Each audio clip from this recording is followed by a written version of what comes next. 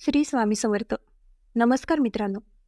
आजच्या दिव्य आणि पवित्र व्हिडिओमध्ये आम्ही तुम्हाला 2025मध्ये हरतालिका तीज व्रत कधी ठेवले जाईल हे सांगणार आहोत. बहिणी आणि बंधूंनो, दरवर्षी भाद्रपद महिन्यातील शुक्ल पक्ष येतो तेव्हा प्रत्येक विवाहित महिलेच्या मनात एकच प्रश्न येतो की यावेळी हरतालिका तीज व्रत कधी ठेवले जाईल.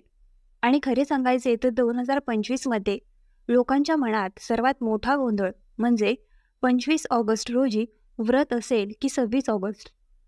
खरं तर तारखांच्या गणनेतील फरकामुळे हा गोंधळ निर्माण होतो, परंतु योग्य शुभतिथी आणि मुहूर्त लक्षात ठेवून व्रत ठेवणे हा सर्वोत्तम मानला जातो. हरतालिका तीजचे नाव घेताच डोळ्यांसमोर एक दिव्य दृश्य उभे राहते. महिला नववधूंप्रमाणे सजवले जातात. कपाळावर सिंदूर, हातावर मेहंदी, काचेच्या बांगड्या असतात आणि संपूर्ण वातावरण भक्ती आणि समर्पणाने गुंजत असते. हे व्रत केवळ एक परंपरा नाही, तर श्रद्धा आणि अतूट प्रेमाचे प्रतीक आहे. असे मानले जाते की आई पार्वतीने कठोर तपश्चर्या करून महादेवाला पती म्हणून प्राप्त केले होते आणि विवाहित महिला त्या तपश्चर्येच्या स्मरणार्थ हे व्रत पाळतात, जेणेकरून त्यांनाही अखंड सौभाग्य आणि त्यांच्या पतीच्या दीर्घायुष्याचा आशीर्वाद मिळेल. या दिवसाच्या पूजेमध्ये भगवान शिव, आई पार्वती आणि गणेशजींची पूजा केली जाते. तीजच्या पूजेमध्ये चंदन, अक्षत, फळे, फुले, बेलपत्र, धतुरा, सुपारी, कच्चे दूध, दही, मध आणि गंगाजल यासारख्या वस्तू अर्पण केल्या जातात. पूजेदरम्यान महिला माती किंवा वाळूच्या शिव आणि पार्वतीच्या मूर्ती त्यांच्यासमोर बनवतात किंवा स्थापित करतात आणि विधीनुसार त्यांची पूजा करतात. भक्तांनो, पुढे जाण्यापूर्वी जर तुम्हाला ही माता लक्ष्मीचा आशीर्वाद तुमच्यावर नेहमी राहावा असे वाटत असेल तर हा व्हिडिओ लाईक करा आणि तुमच्या चॅनलला सबस्क्राईब करा आणि कमेंट बॉक्समध्ये जय लक्ष्मी माता लिहून तुमची उपस्थिती निश्चित करा. रात्रभर जागून कथा ऐकणे हा देखील या व्रताचा एक महत्त्वाचा भाग आहे. हरतालिका तीज हा सर्वात कठीण व्रत असल्याचे म्हटले जाते, कारण या दिवशी महिला निर्जल व्रत पाळतात, म्हणजे त्या अन्न खात नाहीत किंवा पाणी पित नाहीत. उपवासाचे नियम खूप कडक आहेत. या दिवशी नखे कापणे, केस कापणे, भांडणे किंवा अपशब्द वापरणे हे अशुभ मानले जाते. उपवासाचे यश म्हणजे पूजेच्या वेळी मन पूर्णपणे देवावर केंद्रित करणे आणि कोणत्याही प्रकारची फसवणूक न करणे. पहिल्यांदाच हा व्रत करणाऱ्या महिलांसाठी हे आणखीन खास आहे. अनेकदा प्रश्न पडतो की पहिल्यांदा उपवास कुठे करावा, माहेरून की सासरच्या घरून. परंपरा सांगते की पहिला उपवास माहेरून केला जातो आणि आईवडिलांकडून मिळालेला हा संस्कार स्त्रीसाठी आयुष्यभर शुभ ठरतो. पहिल्यांदाच उपवास करणाऱ्या महिलांनी पूजेची पद्धत कशी करावी याबद्दल वृद्ध महिला किंवा पंडित यांचे मार्गदर्शन घ्यावे, जेणेकरून कोणतीही चूक होणार नाही. या दिवशी हे लक्षात ठेवणे आवश्यक आहे की कोणतेही चुकीचे काम किंवा चूक उपवास मोडू शकते. उदाहरणार्थ, दिवसा नकळत काहीतरी खाणे, खोटे बोलणे किंवा रागावणे यामुळे उपवासाचे फळ कमी होते. उपवासात फक्त पूजेच्या वेळी दिलेला प्रसाद पदार्थ सेवन केला जातो, तेही पूजा पूर्ण झाल्यानंतर. उपवासाच्या शेवटी फळे, दूध किंवा फळांचा रस सेवन करावा. हरतालिका तीजचा उपवास हा केवळ पतीच्या दीर्घायुष्यासाठी नसून तो स्त्रीच्या आत्मविश्वासाचा, तिच्या संयमांचा आणि तिच्या त्यागाचा उत्सव आहे.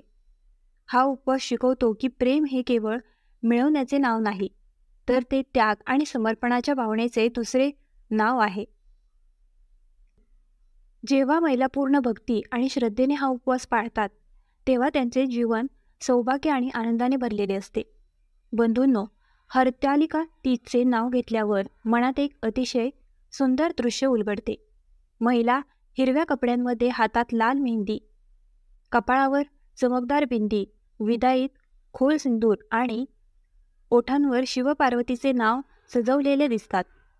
हा केवळ एक सामान्य उपवास नाही, तर तो स्त्रीच्या प्रेम, त्याग, श्रद्धा आणि शक्तीचे प्रतीक आहे.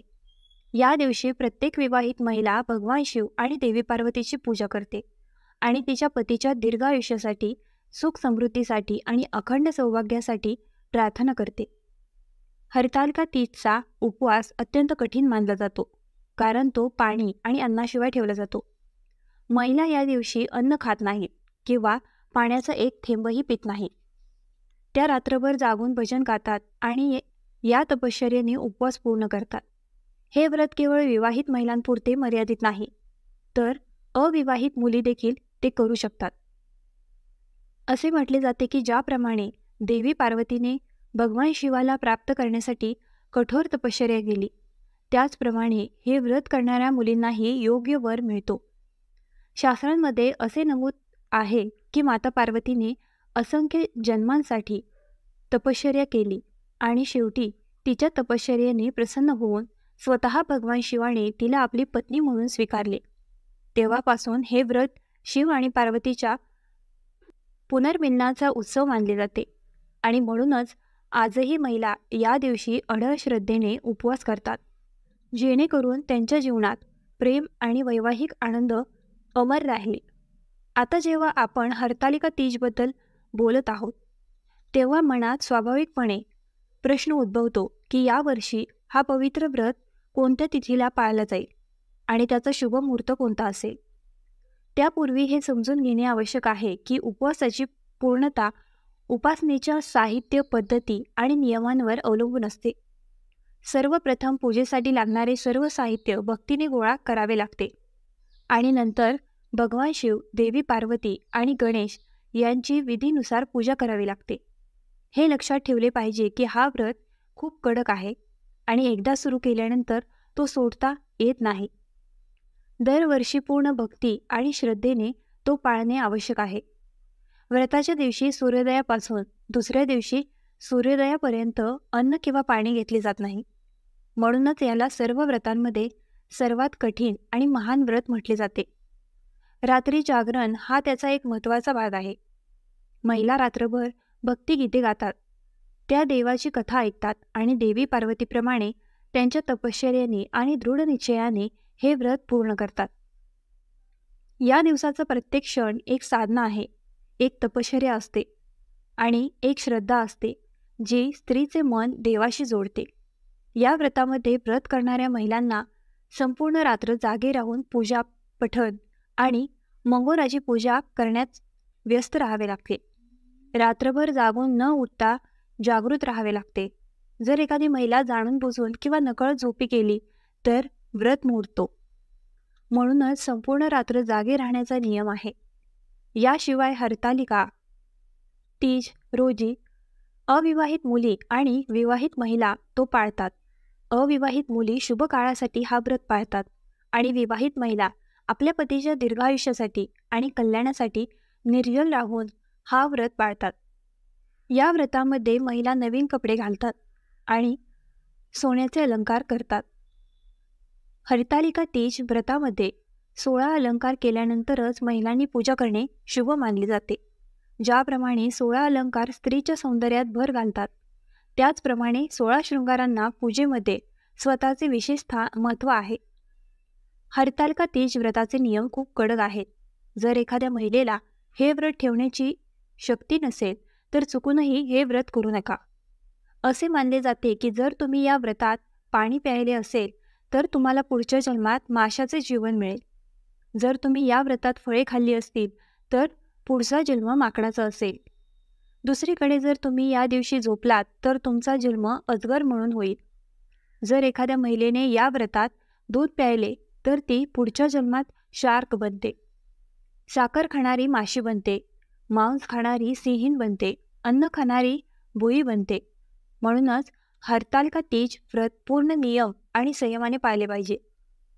आता आपण हरतालिका तीज व्रताच्या पूजा साहित्याबद्दल जाणून घेऊया. मित्रांनो, यामध्ये भगवान शिव आणि पार्वतीच्या मातीच्या मूर्ती बनवल्या जातात. म्हणूनच सर्वात आवश्यक साहित्य म्हणजे काळी माती आणि वाळू. याशिवाय लाल कापड, केळीचे पान, फुलेरा साथी, बेलाचे पान, शमीचे पान, धतुरा, अंकेदाचे फूल, राख, पाण्यासह नारळ, सुपारीचे पान, दुर्वा, गंडे किंवा गुलाबाच्या फुलांची माळ, रथाचे फळ, सुकामेवा, मिठाई आणि बेसनापासून बनवलेले सेवक, मेकअप साहित्य, कपडे, धोतर किंवा टॉवेल, तूप, कापूर, पांढरे चंदन, रोली, सिंदूर, अक्षत, कलश, गंगाजल, पंचामृत, दूध, दही, तूप, मध आणि साखर, आंब्यांचे पान, सुपारी, लवंग, वेलची इत्यादींचा योग्य पूजेसाठी वापर करावा. आता आपण हरतालिका तीजची पूजा पद्धत जाणून घेऊया. मित्रांनो, हरितालिका तीजची पूजा प्रदोष काळात केली जाते. पूजेसाठी प्रथम भगवान शिव, देवी पार्वती आणि गणेश यांच्या मातीच्या मूर्ती बनवतात. त्यानंतर फुलांचा माळ बनवून सजवा. पूजेदरम्यान विवाहित महिलांनी नवीन कपडे परिधान करावेत आणि सोन्याची सजावट करावी. त्यानंतर लाकडी स्टूल किंवा पान ठेवावे आणि त्यावर लाल कापड पसरवावे. आता स्टूलवर स्वस्तिक बनवा आणि केळीचे पान ठेवा. त्यानंतर तिन्ही मूर्तींना जागा द्या. आता एक कलश स्थापित करा. कलश मुठभर तांदळावर ठेवा आणि त्यात स्वस्तिक बनवा. कलशात थोडे पाणी, गंगाजल, हळद, सुपारी आणि एक नाणे घाला. नंतर एक आंब्याचे पान ठेवा आणि त्यावर तांदळाने भरलेला वाटी ठेवा आणि त्यावर दिवा लावा. कलश पूजेनंतर भगवान शिव, देवी पार्वती आणि गणेशजी यांची योग्य पद्धतीने पूजा करा. त्यांना सजवा. महिलांनी माता गौरीजींना सुहाग वस्तू अर्पण कराव्यात. भगवान शिवाला धोतर किंवा टॉवेल अर्पण कराव्यात. विधिवत पूजा केल्यानंतर हरतालिका तीज व्रताची कथा वाचली जाईल. ऐका आणि नंतर आरती करा, ज्यामध्ये तुम्ही प्रथम भगवान गणेशाची आरती करावी, नंतर भगवान शिव आणि नंतर माता पार्वतीजींच्या आरतीला जा.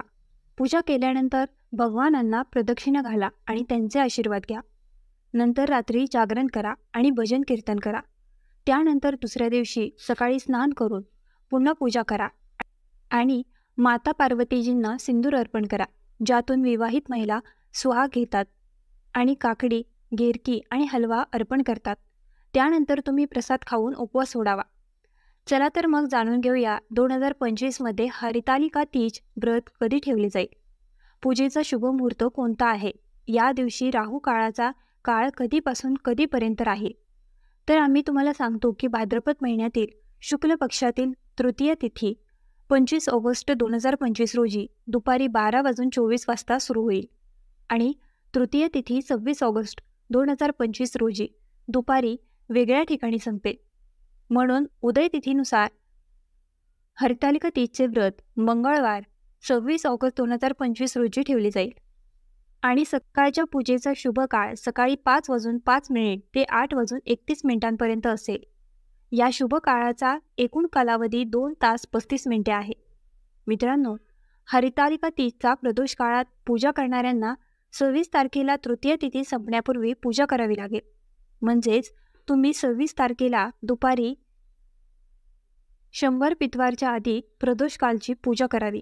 अन्यथा चतुर्थी तिथी यानंतर सुरू होईल आणि या दिवशी सूर्योदयाची वेळ सकाळी 5:56 असेल आणि सूर्यास्ताची वेळ संध्याकाळी 6:44 असेल आणि या दिवशी राहू काळाची वेळ दुपारी 3:36 ते संध्याकाळी 5:13 असेल. मित्रांनो, राहू काळ हा अशोक काळ आहे. या काळात कोणतेही शुभकार्य करू नका. भक्तांना आता माहीत आहे की जर एखादी महिला पहिल्यांदाच हरितालिका तीज उपवास करत असेल तर तिने तो कुठून घ्यावा आणि कसा सुरू करावा. जर एखादी महिला पहिल्यांदाच हरितालिका तीजचा उपवास करत असेल तर तिने तो कुठून घ्यावा आणि कसा करावा. तर ती पहिल्यांदा हरतालिका तीजचा उपवास करत असेल तर तिने शास्त्र आणि परंपरेनुसार हे व्रत घ्यावे आणि संकल्प करावा. येथे उपवास करणे म्हणजे उपवास सुरू करणे, म्हणजेच हे व्रत आता संपूर्ण आयुष्यभर ठेवा. हरतालिका तीज व्रत प्रामुख्याने विवाहित महिला पाळतात आणि ते मोठ्या भक्तिभावाने आणि नियमानुसार पाळतात. हे व्रत पाण्याशिवाय असते आणि अखंड उपवास असते, म्हणजेच दिवस रात्र काहीही न खाता किंवा न पिता पाळले जाते. व्हिडिओ आवडला असल्यास आपल्या ग्लो मराठी चॅनलला लाईक, शेअर आणि सबस्क्राईब करायला विसरू नका.